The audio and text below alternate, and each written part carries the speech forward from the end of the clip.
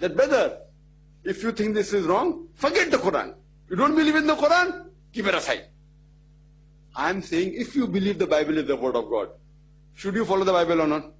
See, you agree Bible is the word of God, yes or no? Yes. The Bible says don't have pork. Do you have pork? It's a complicated question. It's a question of yes or no. Or you say Bible doesn't say. Please let me respond. Sure, you're most welcome. Aren't there some things in the life of Muhammad which he says they were at one time halal for you and I have made them haram, or they were at one time haram and I have made them halal? Doesn't it sometimes happen like that?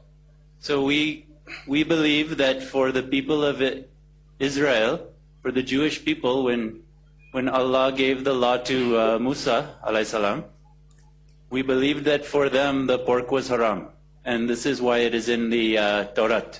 Brother, in any organization, when any command is given to you, you have to find out who's giving the command.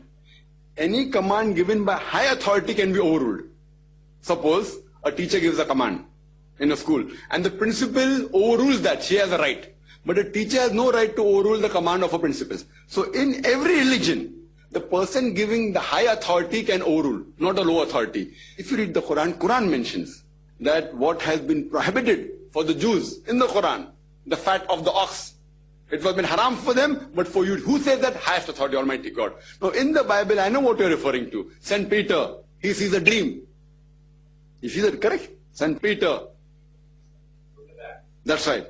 He sees a dream and he sees that the pork is good and eating of pork is there. It's a dream. One thing, whether it be any apostle, whether it be Saint Paul also, the self-appointed apostle of Jesus Christ, peace be upon him, they are not superior to Jesus Christ, peace be upon him. If Jesus Christ, peace be upon him, said in the Gospel of Matthew, chapter number 5, verse number 17 to 20, that think not that I have come to destroy the law of the prophets. I have come not to destroy but to fulfill. Until the heaven and the earth pass away, not one jot or tittle shall pass away from the law until all be fulfilled. And whosoever shall break one of the least commandments, least jot or tittle, whosoever shall break one of the least commandments and teach men to do so shall not enter the kingdom of heaven. And whosoever shall keep the commandments and teach the same shall enter the kingdom of heaven. Unless your righteousness exceeds the righteousness of the scribes and the Pharisees, in no way shall you enter the kingdom of heaven. So Jesus Christ, peace be upon him, said, I have come not to destroy the law of the prophets, I have come to fulfill. Not one jot or tittle shall pass away until the complete law is fulfilled. If any of you break one law, even a minutest, shall not enter the kingdom of heaven. And this is present in the red letter Bible. If you know what is the red letter Bible, are you aware of red letter Bible? MashaAllah, you know, Alhamdulillah, very good. May God bless you. Red letter Bible is a Bible, those people who don't know, it is a red letter means those words which Jesus Christ, peace be upon him, himself has said. Because everything of the Bible is not the word of Jesus Christ, peace be upon him. In Quran, everything is the word of Allah, of God. 100%. Not one jot or tittle is not the word of Almighty God. Now, in the Bible, those which are the word of God, if you put in a newspaper, it will be less than one page. Just 2 long columns of a small percentage. It's present in the New Testament, Old Testament is nil. In the New Testament also, mainly in the Gospels, and here are the little bit in Acts, very few. So if you analyze, it is a very small percentage of the complete Bible. And this portion is that word of Jesus Christ, peace be upon him. No black letter can overrule a red letter. Because red letter is the word of Jesus Christ. Black letter is maybe somebody else. Maybe apostle, maybe historian, maybe XYZ, maybe narration. No black letter can overrule a red letter. Why? Red letter is Jesus Christ, peace be upon him. Unless you consider Paul, Peter, Thomas higher than Jesus Christ, no. So in Islam also, we have Almighty God. We have a Prophet Muhammad. We have our Sahaba as the companions. How you have apostles, we have companions. You have the followers of Jesus Christ, we have companions of Prophet Muhammad. But no companion. If you show me the companion has spoken against Prophet Muhammad, throw away that word. Prophet Muhammad number 1 in the human beings. After Allah, Prophet Muhammad number 1. Then comes the Sahaba. So there is a gradation. No word of the Sahaba can overrule the word of the Prophet. Never. In every religion, there is a hierarchy. The word of God cannot be overruled by the word of the messenger. The word of the companions of the messengers can never overrule the word of the Prophet. So what you're quoting me is lower grade. Right or wrong, we'll discuss later on. What you're saying is right or wrong is different. But even if I agree it is right, what you're saying, it is a black letter. Right? So no black letter can overrule red letter if you know, if you are a scholar of Bible, you'll know. If you're not a scholar of Bible and if somebody has told you. Just a couple clarifications. I'm not trying to debate you.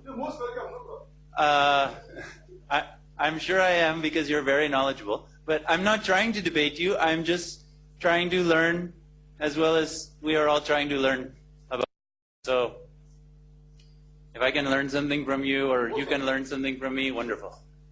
I just want to point out, I personally do not eat pork because out of respect.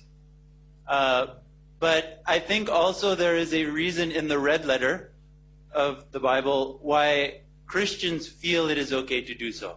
Not simply because of the black letter, but Isa alayhi salam has also said that there is nothing that comes into a person through their mouth that can defile them.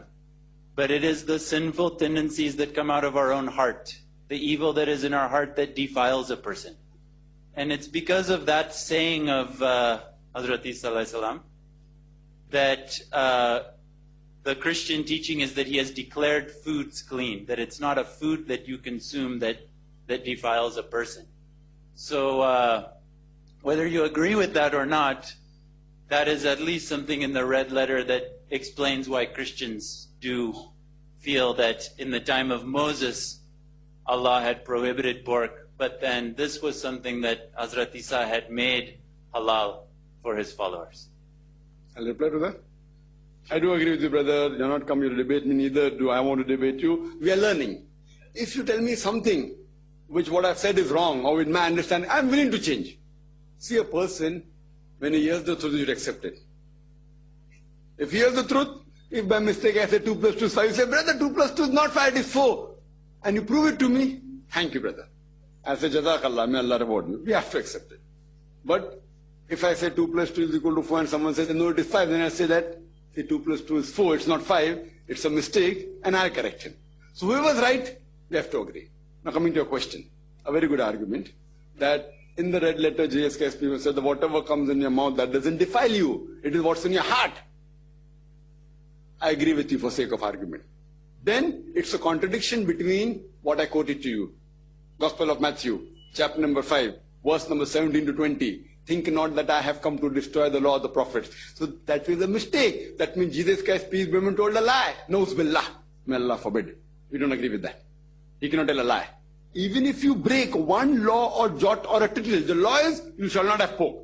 So whenever there are two statements given, we have to try and follow both together. That means the other thing which you eat, no problem, but don't have pork. Why? Because Gospel of Matthew, chapter number 5, verse number 17 to 20 says, you cannot break a single law or jot or tittle. Similarly in the Quran, there are various things in the Quran where it says that these foods are haram. But that doesn't mean only those 4 foods are haram. There's one more food made haram somewhere else. Like one place which I quoted, dead meat, blood, and flesh of swine. Somewhere else it's mentioned, alcohol is haram. That does not mean you cannot read one verse of the Quran and say that is full Islam. Fine? So anyway where it's mentioned haram is haram. And then it says everything else is halal. Here when we come to know that one verse of the Bible in red letter says that I have come to keep the commandments, not break a single of them. If any of you break one jot, one tittle, you shall not enter the kingdom of heaven. So all the other verses cannot contradict this. Otherwise, Jesus Christ, peace be upon him, is telling a lie in one place, Na'uz billah, which you don't agree. So we cannot belittle Jesus Christ, peace be upon him, to upgrade Paul or Peter. No. We cannot. That is a law.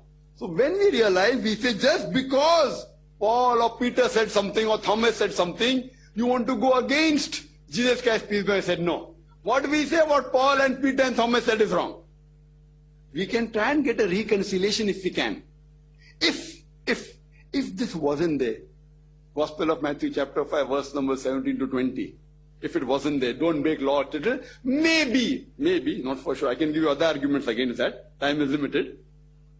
I put my if in the front.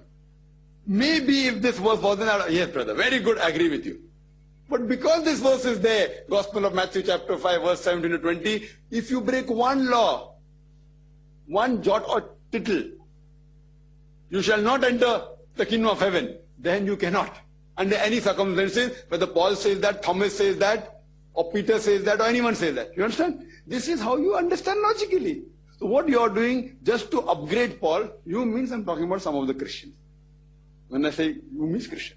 To upgrade one of the apostles, you are belittling that Jesus Christ, God forbid, told a lie, which I cannot agree.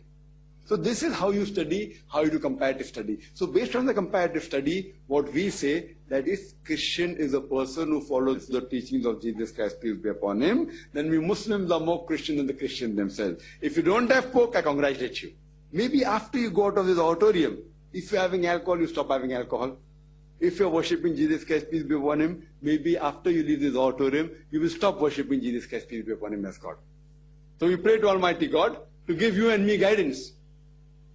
I'm very happy that before you came in this auditorium, you were not having pork. Maybe after hearing my talk, you may stop having alcohol if you're having. If you're worshipping Jesus Christ, peace be upon him, after you leave this auditorium, you will not worship him.